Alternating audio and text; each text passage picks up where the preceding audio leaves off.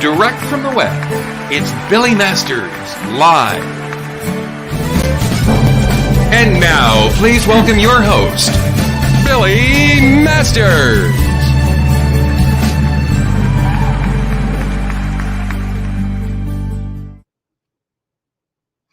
Hey everyone, welcome to the show. It is, I have to write this down, Thursday, April 16th. A friend of mine who used to work at The View at the Meredith Vieira days, she used to start the show giving the date. And he said to me, you've got to have a huge piece of paper on your desk that says, today is, and fill in the date. So that is how I know who I am, what day it is, and that we are here. So thank God we're here. So I'm not going to start with a celebrity monologue anecdote. Now, see, Kenny will yell at me that I'm touching my earpiece. I'm sorry, Kenny. Okay, so what I'm going to start with today, because we're really tight for time today, I'm going to just say, be kind to each other, be tolerant with each other. Everyone is doing the best they can, and everyone has to make a decision to do what they are comfortable with. Now, I'm going to share one little personal anecdote. Last summer, maybe the summer before, I'm not sure, I was back in Boston at my parents' house, and my mother wanted me to help her. Now I know, picture this, move a washing machine down into the basement. I'm not even getting into it, but a huge washing machine through the bulkhead. So we got the two-wheeler, brought it around the backyard, and we get to the bulkhead. And got it up on the lip, and my mother said, okay, this is the first mistake. You get to the bottom of the stairs, and I'll ease it down to you. I get down to the bottom of the stairs. We start easing it. Everything's going fine. And then all of a sudden she went, uh-oh. That's the last thing I heard. And then the washing machine started to slip towards me, basically killing and flattening her only son. Now, they say in great trauma, your instincts take over, like when mothers will rush in the street to save a baby or things like that. My mother's instincts, when she saw this 2-ton washing machine coming down, speeding towards me, and she's holding on to the washing machine, this was her instinct. Oh! Okay. Needless to say, I almost died. Well, what I'm saying about instincts is that in these times, our instincts take over. There are people who are going to survive, and there are people who maybe won't survive. People who complain about how their lives are against them every day. They are going to sit and kvetch and moan and basically give up. People who make the best out of any situation are going to come through this just fine. They are what I would call survivors. Now, my guest today is the ultimate survivor. I don't even know if I know somebody who has as good an attitude and as much survival instinct as Fran Drescher. You know her, you love her. She is now currently on, see now I wrote it down, Indebted, season finale tonight, NBC 9:30. Please welcome the fabulous Fran Drescher. What a lovely introduction. Thank you so much, Billy. It's so nice to see you. It's so good to see you. First, how are you doing with all this? I'm doing well, considering that I'm in solitary confinement at hard labor. I've never done so much housework. Everything hurts. But I do like staying home. So it takes me a long while to get cabin fever. And I'm here on the ocean, which is also lovely because you have a grand sense of space and fresh air and sunshine. The weather is lovely. And I got a rescue dog just days before the world went mad. And so I'm not alone, actually. How many dogs now? Well, this is my 4th dog, but I'm a one dog at a time woman. So my last dog, my beloved Samson, out of the blue, very unexpectedly, had a stroke and died. Oh my, how long ago was that? Less than 2 months ago. Wow. And I was so grief-stricken, I can't even tell you. I just plummeted into the depths of despair. And one night I was lying in bed and I was in such agony. I reached my hands up to the heavens and I said, please, God, help me out of this excruciating pain. And the next thing I know, I'm opening up my computer, which I never do. And I start looking up pet finders. I've been there. Yep, that's a great site. And there I saw this beautiful white husky with one brown eye and one blue eye. Oh, good. Female. And I thought, oh my God, I'm going to call tomorrow, first thing, and see if she's still available. And sure enough, she was. And much to their amazement, the woman that ran the rescue place, AGWC Rock and Rescue in Woodland Hills, California, said, we just posted her picture. It's so funny that you're the first person because she was found after being hit by a car. Oh my God. And she didn't have a chip and she didn't have tags and nobody came to find her. And how long was she there? She was there about 2 months recovering from her shoulder surgery. Oh my God. They did a really good job with that. And so I went to the place. On the car ride there, I get a call from a woman who's a friend of a friend. I really don't know her well at all, but she reached out to me. Turns out she's a psychic. And she said, I just wanted to give you my condolences because this is only maybe a week after Samson suddenly died. Sure. And she said, I just want to tell you that I have a very strong feeling that you should get a dog right away and ask Samson to help guide you towards the right one. I thought that's so funny. I'm driving right now to Rock and Rescue in Woodland Hills to see a dog that I found online last night after praying to God. So I keep driving. I stop at a red light. I glance to my left, and what do I see but a poster at a bus stop that says, adopt a pet. Look at that, a sign. All signs. I go to a coffee place on the way because I was with my girlfriend and she wanted a cup of coffee. And the barrister says, you're the best, you're always the best, and I'm not going to charge you. And Really? I thought that was divine intervention because I was blaming myself, beating myself up. Somehow I should have saved Samson. What could I have done besides having superhuman powers? I kept beating myself up about it. And then here, this stranger, and when a stranger tells you something that you need to hear, that's an angel. Oh, that's true. So this stranger said to me, you're the best. You're always the best. And I thought I do try and be the best. And then I walk out of the coffee place and I run right into this woman walking a dog. The woman had like a broken leg. And I said, what a cute dog. What kind is that? She said, I don't really know because he's a rescue. I said, I'm on my way to Rock and Rescue right now. She said, oh, I have a very good feeling about that. Another stranger. Total stranger. Yeah. And then I go and I ask to see this dog that I saw online the night before. And first of all, she's all shaved on her shoulder because she's recovering from a broken leg. And then another leg. I bend down to say hello to her because they take her out of the place so the other dogs don't go crazy. And we walk around the corner with one of the people that works there. So I bend down, I kneel down to say hello to her.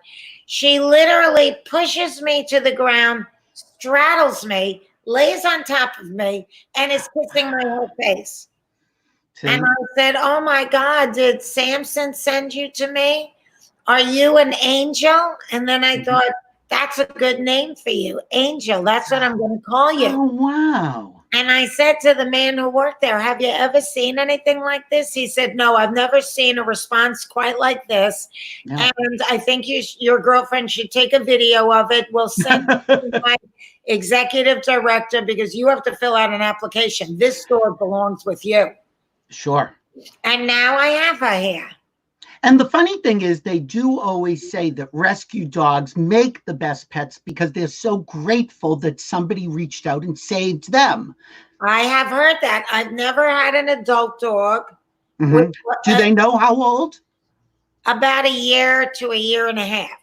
Okay, it's still young, though. It's young, yeah, but she's, pretty full grown. She's gained a little weight, of course, since I brought her home.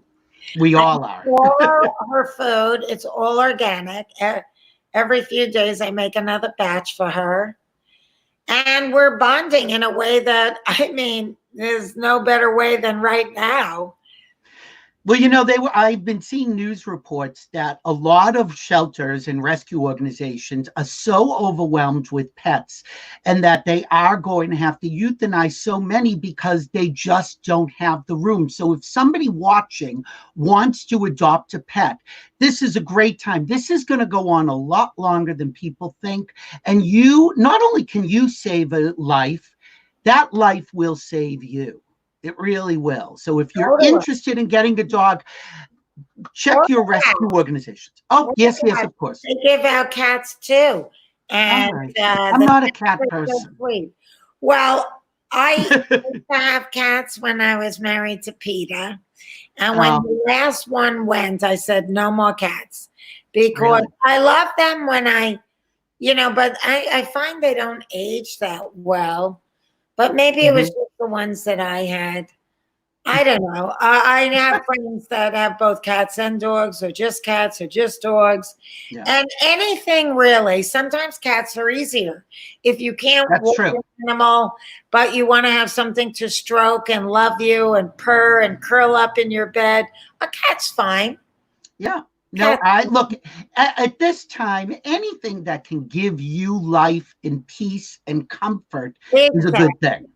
And, I always used to say that to people, even, wait, let me move a little closer. Okay, it's okay. Right. She heard the chair noise. I always tell people this as a cancer survivor that, during the day you have a lot of distractions. So you don't fall victim to your fear and imagination. But at night, when you're laying in bed, it's different.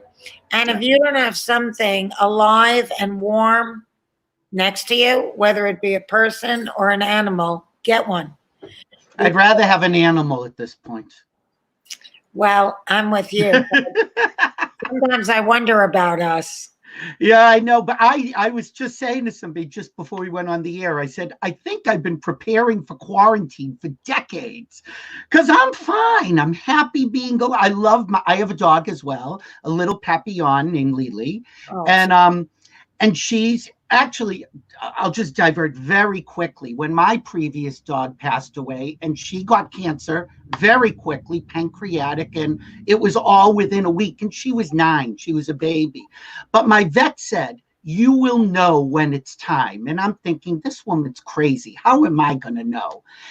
But the last night, she just looked at me so pitifully, like, why are you keeping me in this pain? And I thought to myself, for all the years of unconditional love, how can I not repay her by letting her go? And so we drove to Beverly Hills to my vet. And I'm still thinking, I'm crying the whole way because you know what you have to do. And 2 blocks from the vet, all of a sudden I had to stop short because a chicken crossed the road. I swear to you, in Beverly Hills. And my dog's ears perked up for the first time in a week, looked out at the chicken, and then went back down as if to say, well, now I've seen everything. I'm done. And I thought God sent me that chicken to just give me something to laugh about because it was ridiculous. So, signs are everywhere if you choose, and whether they're true or not. If they comfort you, That's all that matters. That's true. Yeah, I agree with you. All right, we get off the animals for a second. We got to talk about Indebted. Oh, yeah. Season finale tonight. Tonight.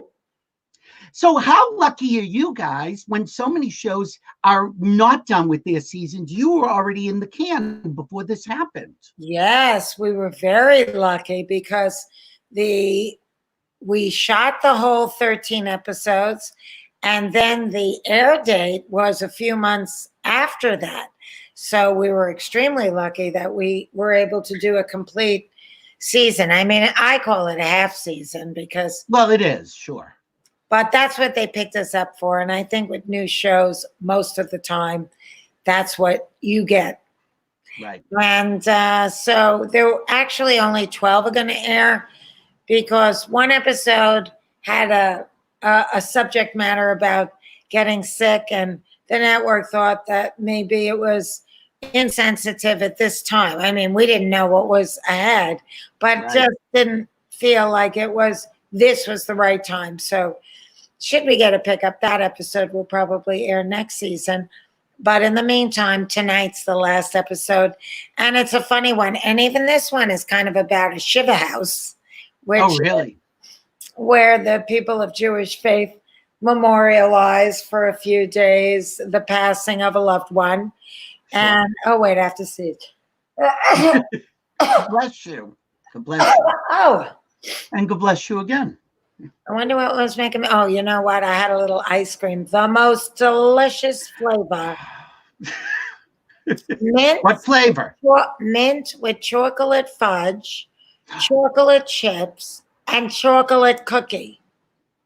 How can you go wrong? You can't. But eventually it makes me sneeze. But, you know, I'll see in 25 pounds. I'm doing what I want. It's Corona weight. Who cares? It doesn't count during the pandemic. It does not count. You're so right. You're so right. I had a salad. I had a salad and a little ice cream for dessert. So there. Yeah. You know, if I didn't discipline myself to have salad, I'd eat pasta 3 times a day. Yeah, well. I'm doing so much housework, Billy. You won't even believe it. I mean, I'm not even exercising because I'm killing myself, washing floors, doing laundry, vacuuming, up and down the stairs with the dog down to the beach, and, you know, cooking. Well, how dirty can this house get? Nobody's coming in and out. No, it's just me. Me and the dog, and she tracks in dirt from the beach and everything like that. Honestly, I don't know whether it's that I'm being, you know, like hyper focused on it because what else have I got to do? Right. But I have white floors here and I'm constantly seeing dirt, and it's like I also don't spray against insects. So, you know, I have an ecosystem here. So I have these delicate little spiders. The spiders eat the ants. Then you see all these black dots in corners. Those are eating ants. So I got a vacuum. I don't know. I mean, the house is sparkling. But the other day, the dog jumped on my bed, and her paw prints had some mud on them. So then I had to strip the bed, do the laundry, make the bed. I don't know, but, you know, I'm really a little like everything hurts. I'm not used to it. You're too busy. You were less busy. You were less busy when you were working. I know. It's true. I mean, when I was tired when I was working, but I wasn't like in this I mean, this is physical labor I'm doing all the time. I don't have anybody coming to the house. So I have to take care of, you know, the hot tub. I have to take care of all the gardens. Right. I have to pick up all the dog poop. I have to wash floors. It's interesting. I mean, my mom was a stay-at-home mom for the most part. She had a part-time job, but, you know, she was very much a Susie homemaker. And I absolutely know how to do it. I just haven't really done it in a long time because I'm always working. Right. And I have wonderful people that, you know, are like family to me. And they help me with the house, but they're not coming. So I'm doing their job and my job. Well, speaking of your job, now I saw you at Renee Taylor's one-woman show. I think it was the day or 2 days after the first table read for Indebted. And you said to me, I have a good feeling about this. I think we've caught something, that you even knew the chemistry then. How is it? Because this is not really, even though it's a Fran Drescher production, because anything you're in is a Fran Drescher production, Right. this is really an ensemble show. Well, first of all, I'm not producing it, I'm not writing it, and I didn't create it. So I'm very much a gun for hire. So, you know, if you love it, credit Dan Levy. If you hate it, credit Dan Levy. It kind of fell in my lap. I was about to go out and sell an idea of my own, which is usually the portal that I enter a new series, because I'm a writer producer and I'm in the business of Fran Drescher. But my manager said to me, you know, there's a NBC pilot that they're very high on, and the role of the mom is described as in every way a Fran Drescher type. Are you interested in meeting on it? So Peter, well, if they want a Fran Drescher type, you are Fran Drescher. Peter thought it was a good idea. My parents thought it was a good idea. So I said, okay. So he called the casting office and said, well, what about Fran Drescher? And they said, we'll have to get back to you. But then I came in, and it's at my parent studio of the Nanny and Hotel Transylvania, the Sony Pictures. And Fran is frozen. Have we lost Fran? Hold on, she's coming back. Oh, hold on, you're coming back, I think, slowly. Oh my God, what has happened to Fran? Maybe it's something on her end. Hold on. I can see. Maybe you're right. I'm still here. Are you there, Fran? Yes, oh my God, this has never happened before. Wow. Oh, are you back yet, Fran? Hold on, you're moving. I'm here. Okay, good, you're back. I don't know what happened. You know, computers. Well, there's a lot of people using up bandwidth these days. No, that's true. But anyway, but you are happy with the show, and what I love is that you have cast, and I enjoy my character, and you know, I love the network.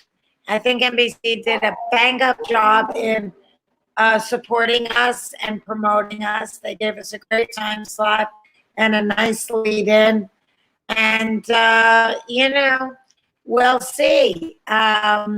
I don't know what ultimately they're going to decide to do with it, for if we're going to get another season or not. But I do hope that everybody tunes in tonight. And at 8:35, I think, of Eastern Standard Time and 5:35 Pacific Standard Time, I'll be doing a live Instagram with Adam Pally. Oh, fabulous. The actor who plays my son. And everybody is wildly talented. I just feel so blessed to be working with such a talented cast of people. And everybody is in gratitude, which is also great, because one rotten apple, and I would have had to quit. I have a clip. Let's see where it is. Hold on a second, because I want to show people where you are, what you're doing. Let's see, where are you? I believe this is the clip. I went through, I have been watching faithfully. I love how everybody is gelling, and it really, you came together pretty quickly. You know, first shows to find those characters' voices are always shaking. Concerted effort to homogenize in a very familial way. Well, let's see that homogenization in action from Indebted tonight, NBC 9:30. This one isn't from tonight. This is 2 weeks ago. But just look at this. Why are you looking at pictures of us on your one night alone? Because that's what people do, Dad. That's what Joanna's been doing all night. What the hell is wrong with you kids? FOMO. Well, I don't think I'm allowed to say that. No, Mom, FOMO is in fear of missing out. Not a thing. You're never worried everyone's having fun without you? No, never. Because wherever I go, it's always the best, because I'm the best. That's right. That's why I'm always with her. I mean, you guys are in a dirty loft doing a human pyramid with your adult daughter. But I get it. Dave and Joanna, you're the best, too. Rebecca, you're married to the best. It's a fun life, married to the best. My point is, you kids have to learn to start living in the moment more. Dave and Rebecca, you put way too much pressure on yourselves, worrying about everybody else thinking if you're having fun. And Joanna, you must stop with this mofo stuff. It's FOMO, Mom. What'd I say? I love that scene. That's a nice clip that you pick. All too often, they provide clips where it's like, that's the clip they picked. I don't ask anybody for permission anymore. I've decided I know what I like. Exactly. You're the best. Well, I know that. So speaking of being the best, what I love about you from the beginning, and I'm going to go, I'm not even beginning, but talking about the Nanny where everyone saw you. I remember, I don't know where you said it was some talk show. You used to come out and throw your hands up in the air and pose before you walked onto a talk show. And you said, you have to have a look so that drag queens can impersonate you. Yes, that's true. That's true. You know, it's funny because many years ago, Renee Taylor with her husband, Joe Bologna, did a movie called Made for Each Other. Sure. Peter and I were very young the first time we saw that film and thought, oh my God, these people are unbelievable and we want to be like them. And just let's remind people what you looked like young with Peter. Oh, how sweet. I love that picture. We were babies. You were babies. You look better now. Oh, thank you. How sweet. Well, What a nice thing to say. Anyway, she did a scene where she goes to Orange Julius. I don't know if you remember that. Sure. And when she's drinking it, she's arguing with him.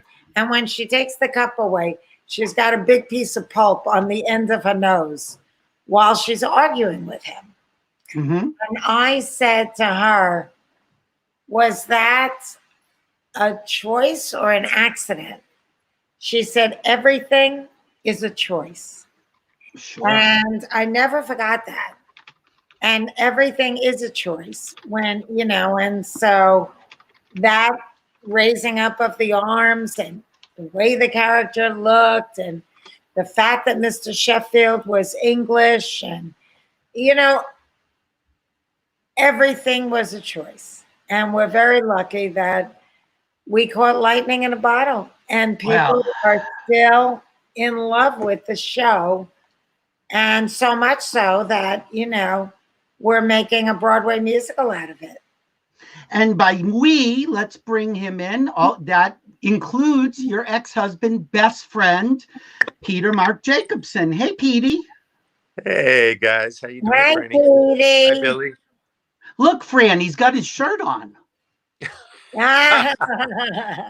Peter is known for taking his shirt off for photos. After I always tell him, don't do that. I know you do. After this eat-a-thon, I'm not going to be taking it off very often.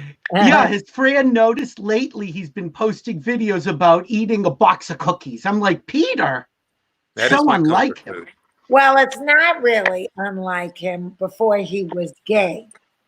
Well, okay.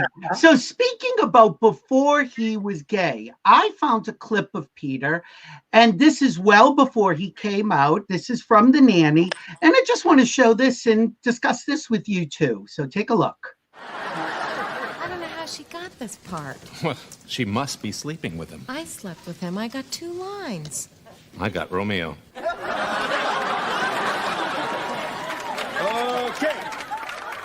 Romeo, drink your poison.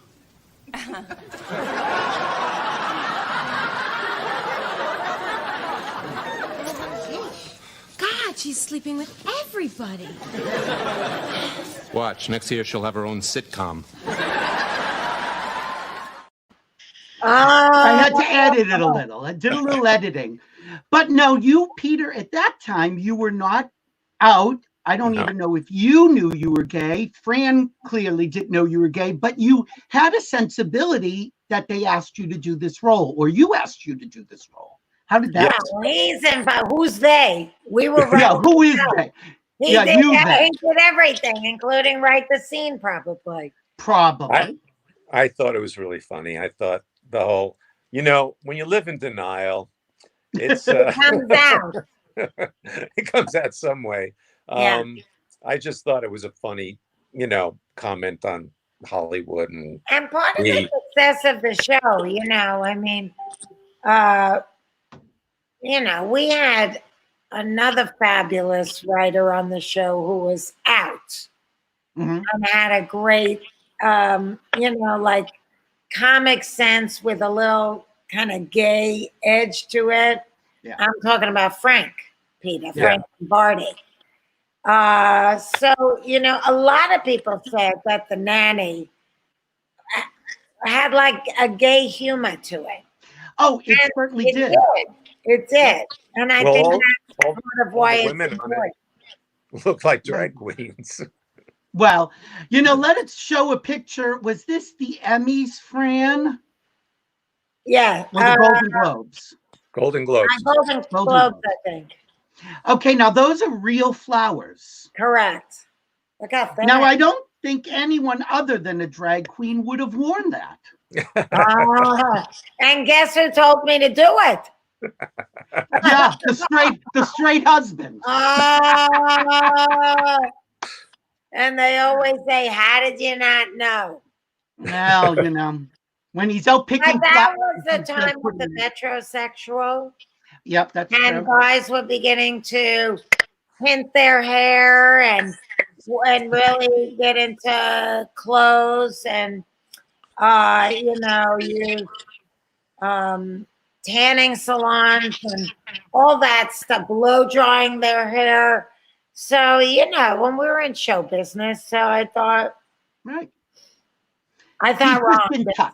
Well, what I love about the two of you is that you didn't sit back. We talked about earlier in the show about people who make things happen out of adversity. They don't. A closed door just means an opportunity. Well, that's the way I feel. I mean, a door closes when you open a window. And every experience is an opportunity, good or bad, especially bad, is usually an opportunity to grow. And I remembered you from a very short-lived show before the Nanny called Princesses. Yes. And in a way, that kind of led to the Nanny, a serendipitous meeting because of it. You had worked with Twiggy on the show and were going to visit her and ended up sitting next to. I just realized I'm not plugged in and I see I'm getting dangerously low. So let me just plug in. Plug. Hi, Petey. Hey, Billy. How you doing? What I'll say about, not about Princesses, but I had forgotten until I was looking at Fran's background for this. I had completely forgotten about the crouton business. Oh my God. Yeah. That was a long time ago. What was that called? Loaf and Kisses. And again, another opportunity. You're like, okay, I'm not working. I'll make croutons. Yes, it was the writer's strike. And I was already making croutons for family and friends. And they would like pass the cookie jar in the kitchen and go right to the crouton jar. And I thought, I don't want to like have to be on unemployment in 10 years from now because the writers decided to strike again or whatever. I want to start a business with something that I really enjoy doing. And I took like a women in business course and I started a little business making my croutons. But ironically, just as I was really selling them and getting reorders, and we figured out a beautiful label, packaging, all of this stuff, every weekend, Peter and I were with our hairnets at the bakery we were subletting to bake our croutons. Wow. And my career started to take off. And I got Dr. Detroit, and I got Spinal Tap, and I got Princesses, and I kind of dissolved the company. Well, when everything's working, you got to focus on what's working, and that was timing. Yeah. So, you know, I always still think about doing some kind of food industry venture because I do love food. I love cooking. And so you never know. I can just see you on Shark Tank, you and Peter. Oh my God, they would destroy me. I would stand there crying. Well, I know we've got just like about 10 minutes with you. So I do have some surprise guests here that I just want to say hi to you. So this is somebody who goes back with you a very, very long way. Danny Guerrero, are you there? Hello. Hi, Hey, Danny. Hey, how are you? Can you hear me all right? We do. Could you make me look better? Jesus, my God. Why? You look good. I look like something dragged out of a tomb in Tulum. No, that's not true. You But look you great. know age very well.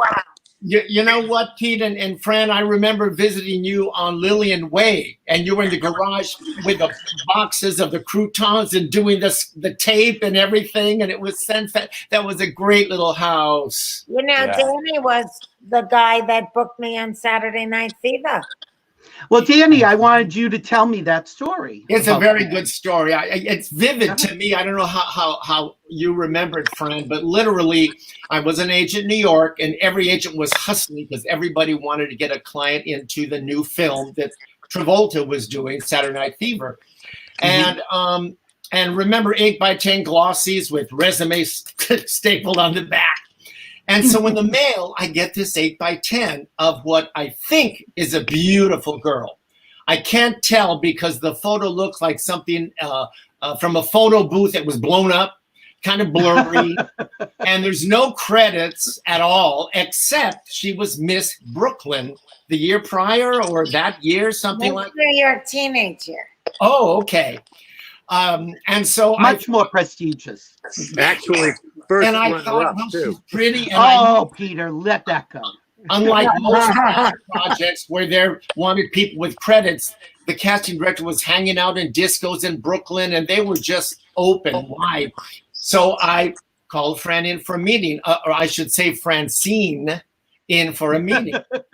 And so Francine Drescher comes in, and of course, what are you going to do? You fall in love with her instantly, as is the case today. And she's fabulous. And I thought, what the hell? I'm going to submit her, even though she has no credit. She's beautiful. She's unique. And so I had this envelope sealed with 8x10s ready to go off to the casting director. And I ripped it open, and I went to put Fran's picture in, and I said, Francine Drescher, that sounds like an old character actress. Well, that's my name. I said, well, can it at least be Fran? Okay. With a pen, I crossed out the INE, slipped it in there, wrote her name at the bottom of this type thing, sent it off, and of course, she was in it.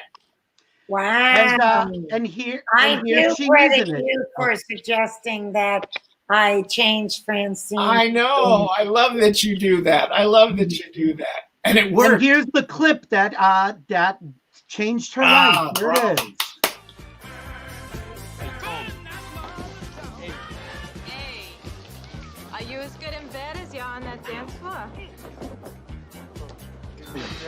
Well, are you?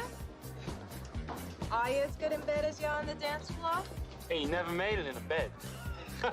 Watch this. This is the name of Can't show the whole clip because we have such limited time. Fran is in demand today. But before you go, I want to say one more thing. Can I say one more thing? Yeah, of course. Go ahead. Francine was so sweet and so dear and so down to earth, and she still is to this day. Pete and I run into Pete and Francine, and she's the same beautiful soul. So I want to say that fame did not go to her head. Wow. It went to my ass. Someone else bank account. Someone else who knew Fran back then. Fran, another surprise. Mark Sendroff is here. Upside down. Oh my God, this is like this is your life. Well, we're all friends. I mean, many of us have vacationed together in Provincetown, and we all love Fran. And I'm like, let's make a little virtual love fest. Oh, that's so sweet, Mark. You're growing a beard. I love it. My pandemic look. I never had a chance to do it ever before. Never had a Oh, pandemic. I think it looks great. You look like a different person. The point is, this clip is going to live on YouTube forever. I will always be able to say, I grew a beard. Here's what I look like. I may shave in 10 minutes, but... Oh, no. It's very Mark, nice. Mark, how did you meet Can you Fran? lift Angel? Oh, yeah. Can we see Angel? Or is Can she you there? lift the dog? Angel, come here. Talked about it. Come. You know, what kind of interviewer am I? I didn't even ask to see the dog. There are pictures on Facebook, on Instagram. Come here. I want to. Here. That's what we want to see. Oh, look how gorgeous. Yeah, look at it. Oh, mama. That's a big dog. I know. You know, I wanted to walk. Thank you. You came to Mama even though I don't have the treats for you. And that's so good because I have to keep offering her treats. That's because I say like for a year. She's pulling on my. She's pulling. Okay, now I might. Mark, how did you meet Fran? Oh, we lost Mark. Where'd he go? Mark disappeared. But we have one more Fran. Fran, we have another guest. We only have 3 minutes with Fran. You know, I always run long, but I know she's got other interviews. Fran, somebody who played your mother and your aunt. I hear nothing. Lainie Kazan is here. Lainie! Hi, Fran. And Frida. Hi, and your mother, Cookie, from Living with Fran. Hey, Mark! Hello, my angel. Oh, my God, we've got to get together for dinner. Hey, Lainie. Yes, darling. And do you see Peter? I We think can have we've a now video lost Zoom Fran. dinner Look if at you this. want it. I saw everybody. I'm so thrilled. And Lainie, we got your mic working. Thank you. Yes, I don't, Billy. I had somebody do it for me because I'm ignorant where this is concerned. And how gorgeous you look, Lainie. Oh, I'm getting gray. Look at this. I'm all gray from here to here. You look elegant and gorgeous, as always. Well, we lost Fran for a second, but Lainie, I just want to show you a clip of you and Fran. Oh, can you not hear me? What's happening? Are you not hearing me? I hear you. Hold on. Look at, oh, thank you. Okay. Billy's mute. You'll never find that happening again. Just want to show a clip of Lainie and Fran in action. Thank God she's over her PMS. And it'll be forever once you get her on the pill. I didn't say that I was putting her on the pill. No offense, but you don't want her throwing her youth away like you did. Mike, you know, just because you say no offense, it doesn't mean it erases everything that you say after it. Maybe I did make a few mistakes when I was a kid. Maybe. May I remind you of the concert that I missed with that fabulous performer that I was dying to... God, I am sorry that I made you miss Marvin freaking Hamlish. I didn't expect to get hit by a good humor truck and bounce off the hood of Mrs. Schwartzman's Coupe de Ville. Apology accepted. Who apologized? I heard sorry. All right, well, fine. Then at least give me something to apologize for. Mom, you are being an overbearing, judgmental, insensitive, Biatch. Oh, no offense. Lainie, do you remember that? I do. Oh, we've got Fran back. We've got Fran back. That was from Living with Fran, where Lainie played Cookie, Fran's mother. Not hearing him. That was Well, great. I always love working with you, Fran. Oh, ditto. Are you kidding? Fantastic. Fran, how did the Nanny table read come together? That was Peter's idea. And Oh, really? I thought, how great. And we brought in Sony, who was extremely excited. And they did a bang-up job on the post-production and the launch of it. And we're just over the moon that it was so well received. It's been probably almost 4 million views by now worldwide, because it's not just on YouTube. Peter's been finding all different streaming channels that it's showing up on. One's in Italian, one's in South America. Wow. So it's really a beautiful thing that, you know, he wanted to give a gift to our fans while they're in confinement. And the entire cast immediately said yes. And so it was just so heartwarming to see everybody together, even if virtually. And I'm just so pleased that it gave so many people so much joy. Some people wrote and said, it's the happiest I felt in 4 weeks. And, you know, laughter is the best medicine, Billy. Yeah. Well, you know, virtually, we wanted to do this for you because we all love you, and we wanted to just be together, even online, and say that we love you tonight. Indebted, 9:30, NBC. Fran's going to be chatting live on Instagram right beforehand. Yes, on Adam Pally, Adam.Pally on Instagram. And I thank you so much, Billy. It's so thoughtful of you to put all these dear loved ones on this interview with us. It's just so lovely to see everybody together. Just to be able to virtually see people just makes such a world of difference. And I hope that, you know, it's been an enjoyable experience for your viewers as well. All of you are just so incredible. It's so nice to see you, Danny and Peter and Mark. Here's to you. Here's to you. Thank you. Thank you. We love you. We thank Billy for I'm this. eating ice cream. I win. I love you. Fran, we love do you. one We of know these you've just got to us do. after Yeah, this. right. Fran, we're going to let you go. I know you have another interview in like 5 minutes. So we're going to lose Fran, but we are going to stay and talk about you. How's that? Okay, that's great. And please, everybody, go to cancerschmancer.org. Oh, yeah. Because next week, we're going to be posting Corona Care for You, which is a new series that I've been doing while home with leading doctors, some of which are our medical advisory board members, and offering you wonderful insights, education, and motivation in a time of fear and confusion. And it's free, so I urge everybody to check us out at cancerschmancer.org. And if you like what you see and you've learned something, then by all means, make a donation, because like so many nonprofits, we've had to cancel our fundraising events. And so we appreciate your support, no matter how small. We're grateful. Sweetheart, I love you. We'll do this again. We will have you back. When everybody is calmer, we'll just sit and gossip. We've got so much more to talk about.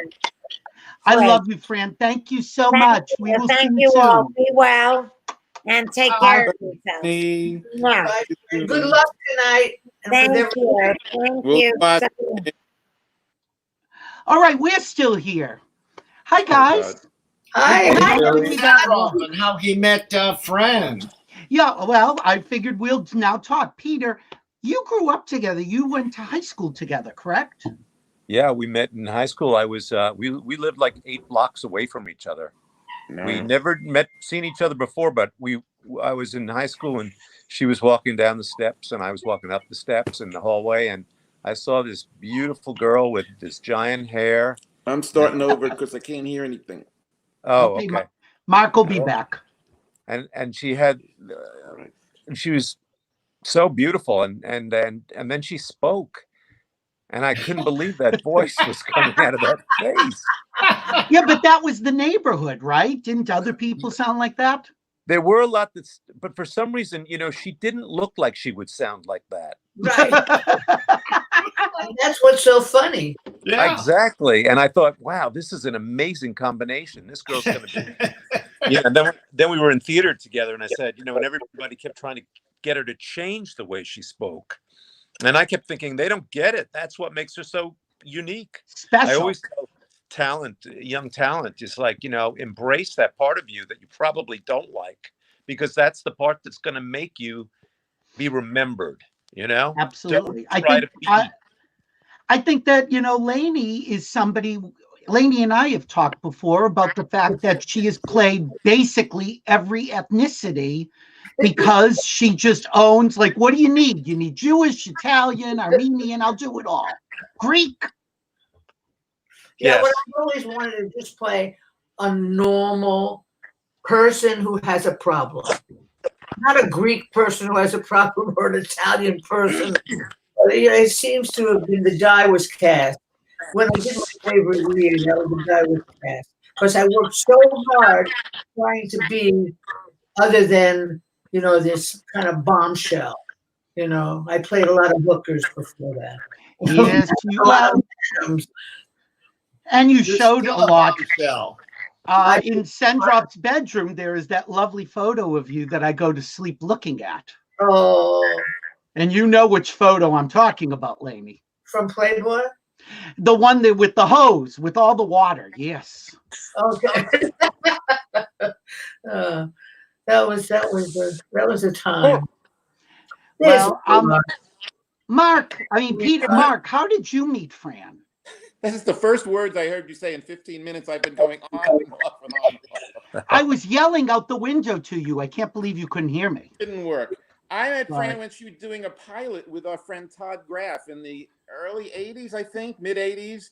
I think B. Arthur was on the pilot too. Pete, you probably remember, right? Yeah, Charles Durning, B. Arthur, Norman Lear. Yeah. Wow. And I met Todd, and that I knew Todd. That's when Todd met Fran, and 10 minutes later, he said, got to meet this person. And that was it.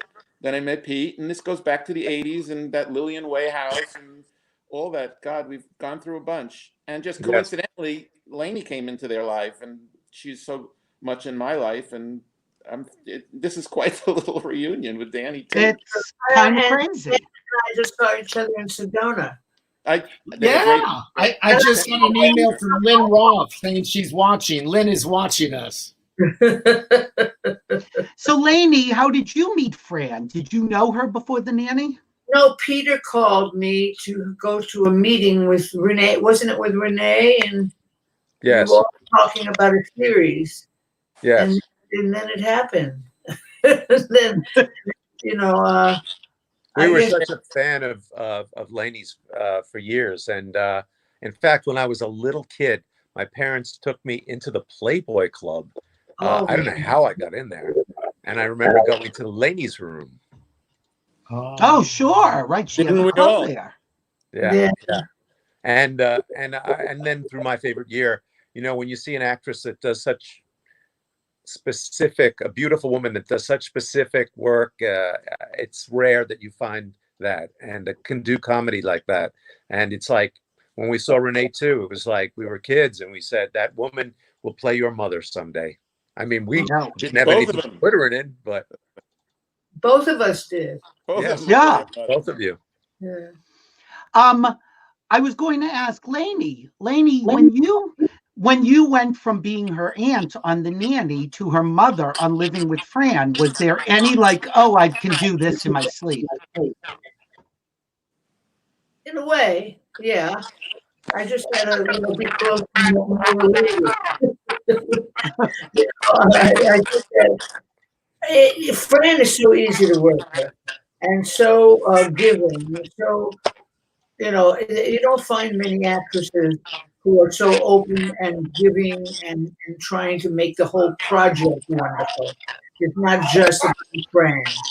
And I really appreciated that. And I would play her mother, her aunt, her sister. I don't care what it is. I would just play anything that she was doing. Peter, I read something that I never heard before, which was that I think it was when you were trying to sell the nanny, Procter and Gamble would have paid for it if you changed it from Jewish to an Italian woman. Is that true? Yeah, we were told that they would buy it outright if we did that, but we didn't know how to write that and to be specific. So we felt like this was our big chance, and we had to keep it specific. So we just said no. We said we can't. That takes balls when you're trying to sell a show and somebody offers you that much money to just say no. Well, we felt like if we put it on and it was a failure, then we would have, to this day, be saying, God, we should have done it the way we saw it. Mm-hmm. We were so young when we did that show, too. We were putting Yiddish in it and stuff like that.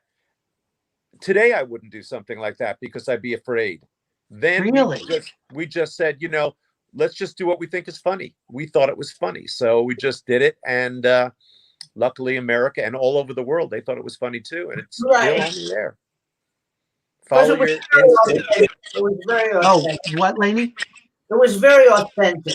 Yes. Pete, when you stay all over the world, for my 65th birthday, Mr. Sendroff made a dream come true and sent me to Peru, to Machu Picchu. And we get to Lima, and we're in the cab, and the guy in Spanish driver says to me, where are you from? I said, U.S. And he goes, are you like television? I said, yes. He goes, we love the Nanny.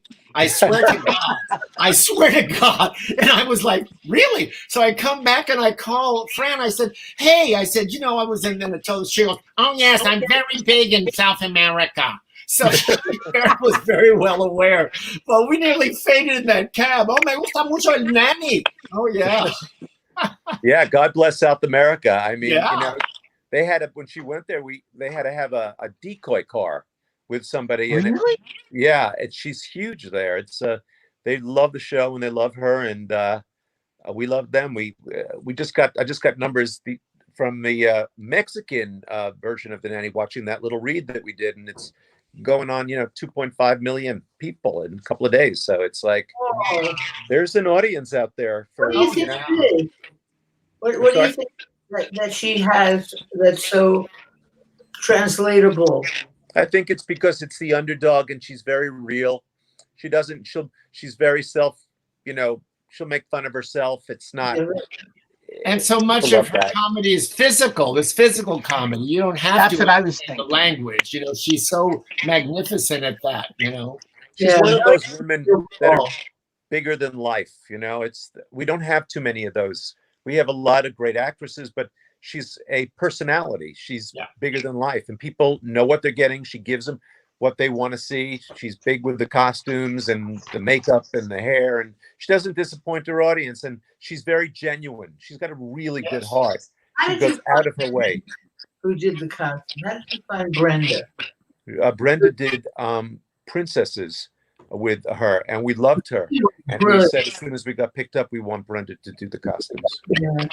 Brilliant costumer. The other thing that I loved about the show, and I'm sure all of us agree with this, particularly Sendroff, is you really paid homage to the people who came before her and informed the type of show she wanted.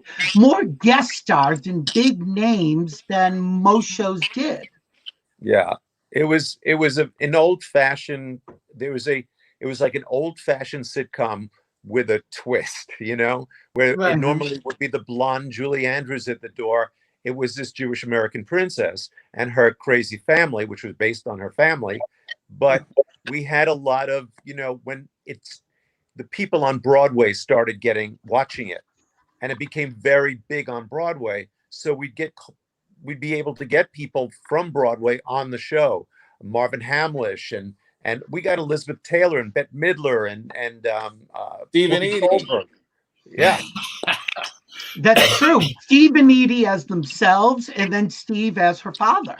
I know. I mean, we were very lucky to get these people. I mean, when they did, when Elizabeth Taylor was on the show, Renee Taylor took a picture with her and said to the publicist, I would like to get that photo. And she said, well, if so, you're going to have to pay for her retouch.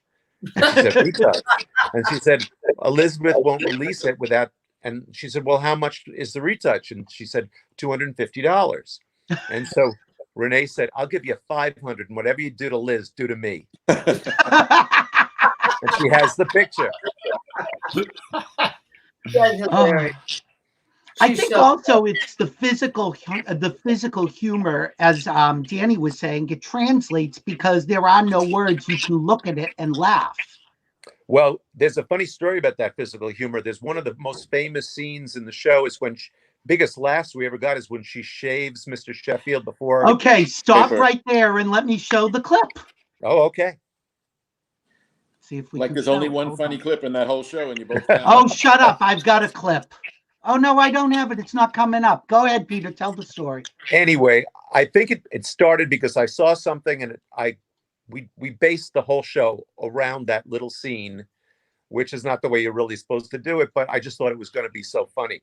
And we did the rehearsal for the network. Nobody laughed.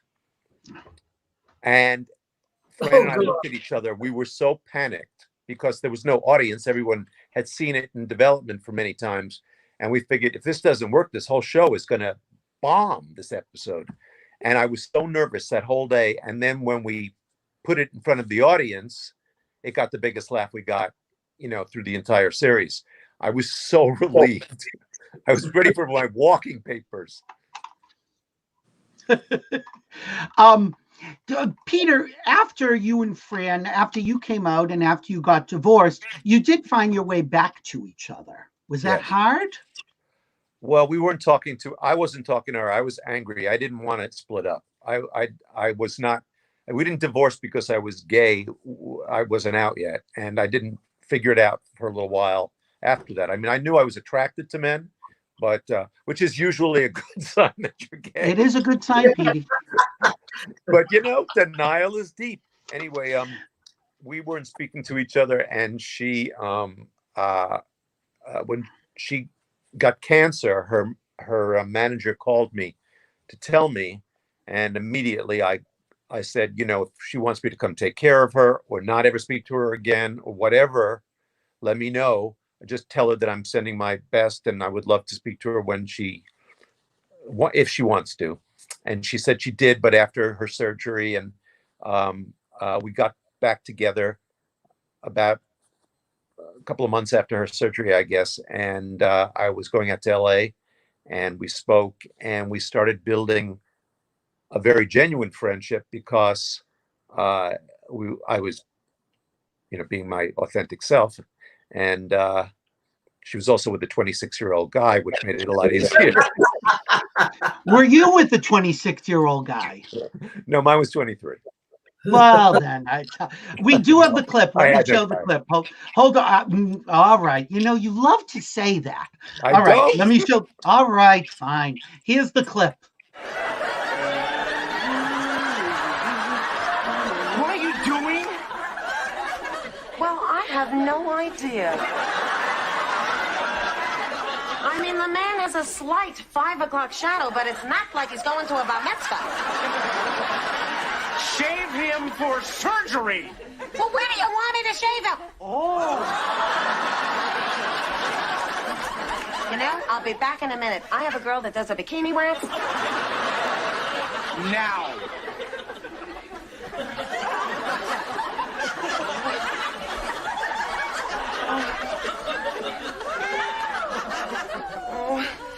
All right.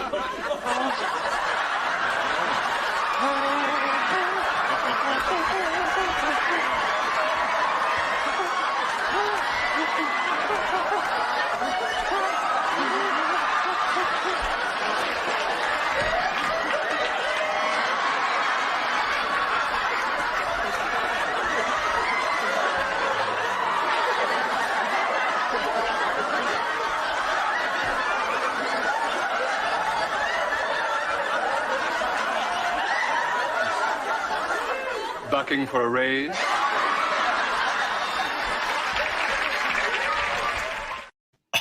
We had a few little clipped hiccups there, but that is a classic scene. They wanted us to the cut it perfect down. line to close it. Bucking for a raise. That was They wanted us to cut the laugh, I remember, and we said no. I wanted to play in real time.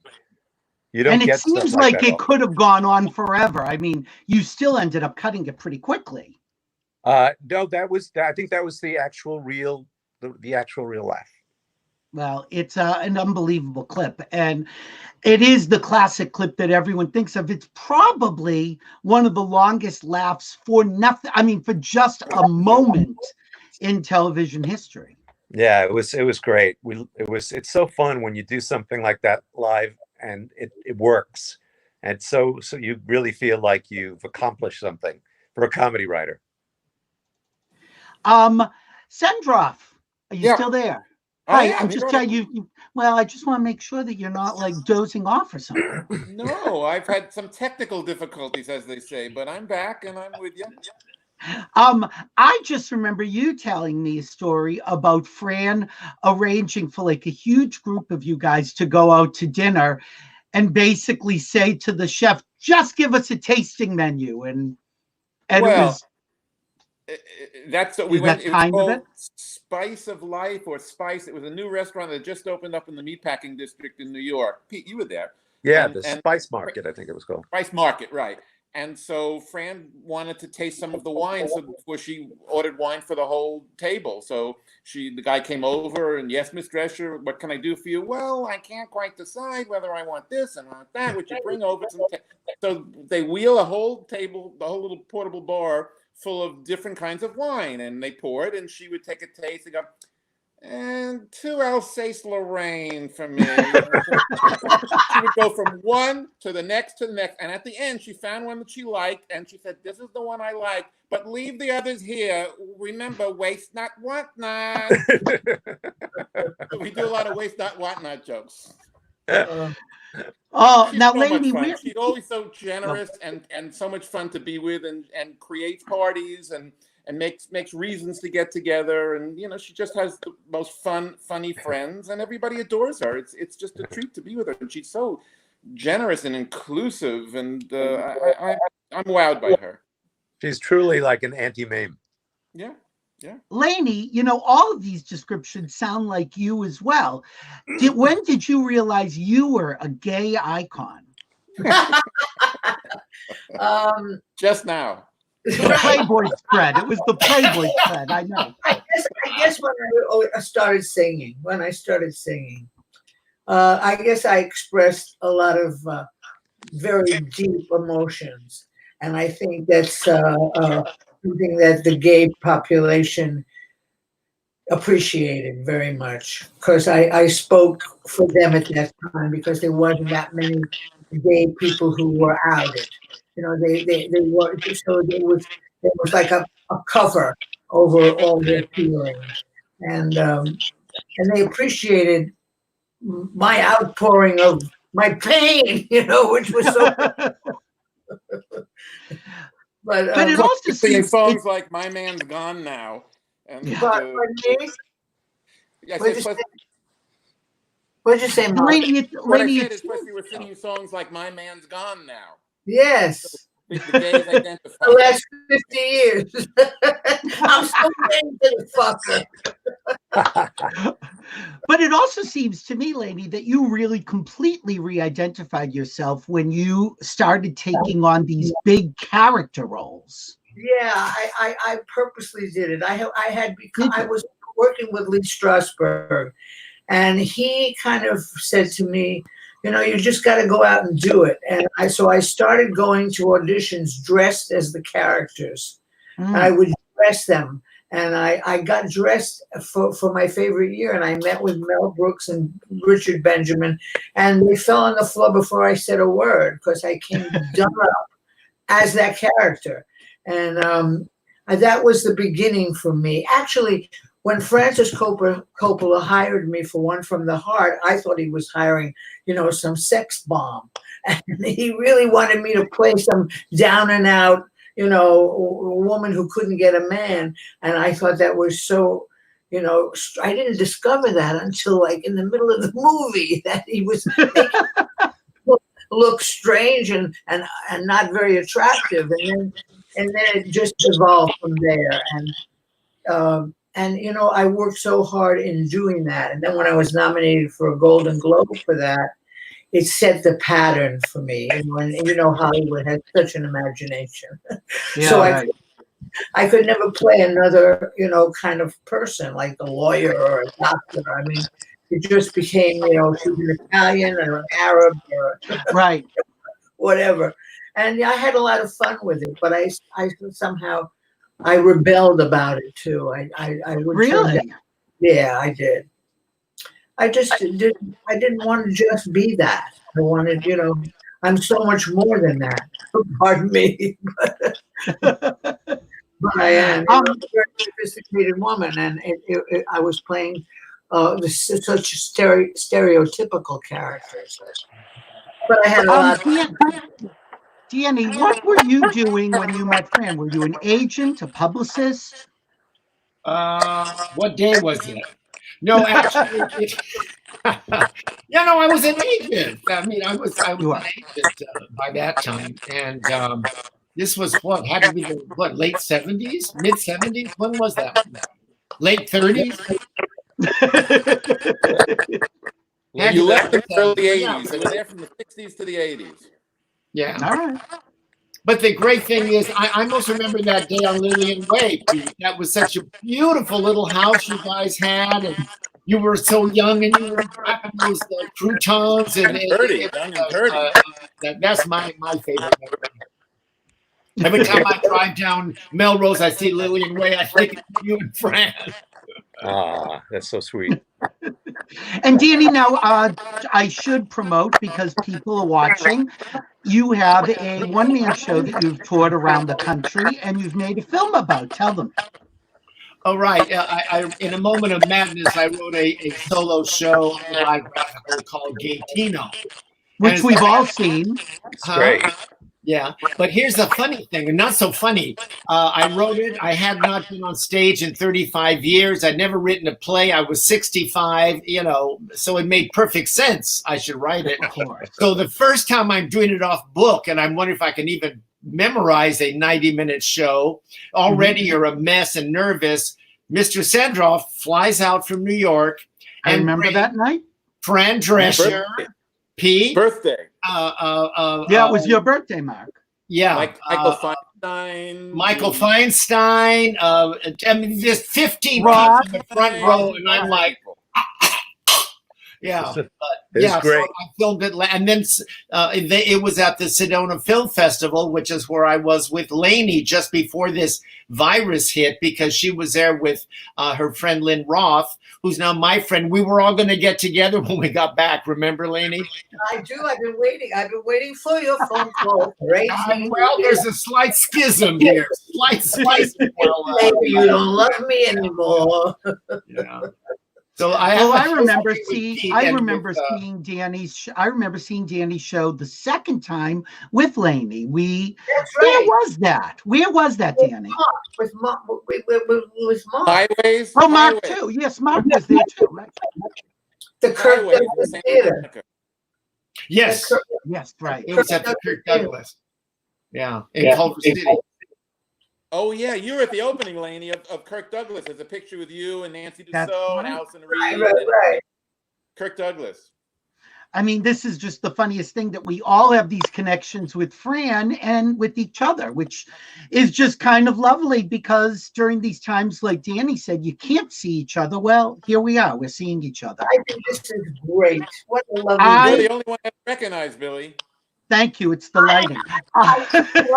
Your beard. Now, did you do this as a tribute to the virus? To Sebastian Cabot. Rebellion. Rebellion. I've never grown a beard. I've never been home for a month and self-sufficient, and I just figured, what the hell? It's interesting. Well, we were talking when Fran was talking earlier about, cleaning the house and running a vacuum. Mr. Sendroff called me a week ago and he said, I have not scrubbed my own tub since I was in law school. It's so interesting because I've played every character who has a vacuum and a dust rag. And I've never, ever vacuumed or dusted. It's about time you started. Well, if not, Fran can come over and do it for you. Pardon me? I said, Fran can come over and do it for you since she said it. I'll ask her. It's very funny. Guys, we're at the end of the show. I'm sorry. This has been so much fun, but we'll have you all back again. Lainie, I'm going to book you for a full hour because you've got too many stories. I have to say, on Tuesday, this coming Tuesday, people have been asking, well, you be careful what you wish for. One of my best friends, Jennifer Lewis, will be here for the hour. God help us. Whoa. Good luck in getting a word in, Billy. Watch out. It's going to be a 90-minute monologue. She just keeps texting me and saying, now you're not going to have any of those damn surprises cutting into my time. We'll see. The good news is you just have to ask one question, then you can go have lunch and come back in 90 minutes. And I say that with love because we all love her. But well, that's the other thing. This is, there's a very special group. And while I talked about Fran bringing us together, really, I do have to give credit where it's due. And Mark Sendroff has brought so many people together. He has brought so many quality, wonderful people to my life, not the least of which himself. I adore you more than I can say, Mark. You know that. Oh, thank you. Right back the same way. Thank you. It's true. He's the great connector. He really is. He is. I was back in Boston before this pandemic hit. I came back here. I had rotator cuff surgery on my left shoulder. And I said, I'm going to be here for a few months, so I'll be able to zip to New York. I think you started this pandemic so I won't come visit. Just a delightful byproduct, not really. Yeah, well. All right, look, I love you all. I want to thank all of my guests. I get rid of you all individually. Peter, I love you. You are the gay husband that I want. So thank you so much for being here. Don't eat too many cookies. I beg of you. I have to get a 2-week notice when it ends. So Peter, we're we thinking we probably won't all see each other in P-Town this year. The way things. I don't think so. Not this. I'm supposed to be up there to do singing.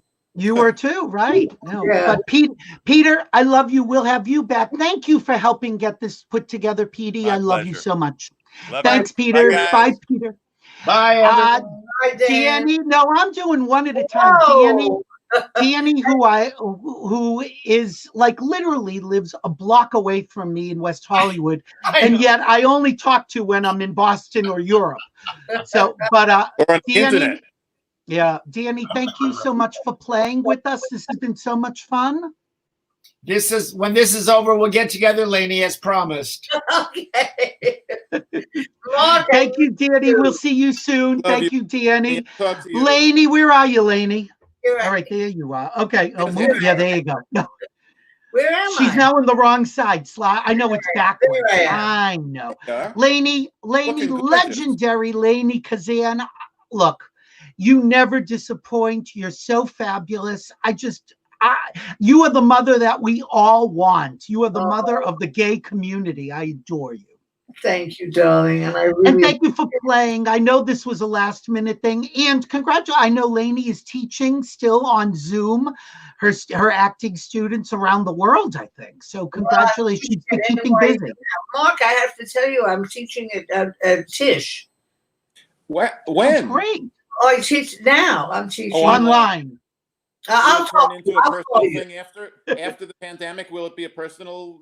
Well, I hope so, but that's not next year. But I'm teaching at UCLA and at yeah. It's really thrilling. I love it. Who better than you? That's so great. Thank you. Lainie, you've got the chops. We love you. Thank you so much. I'll call you and we'll set something up. I look forward to it, and thank you for having me. Oh, thank you, sweetheart. Bye. Bye.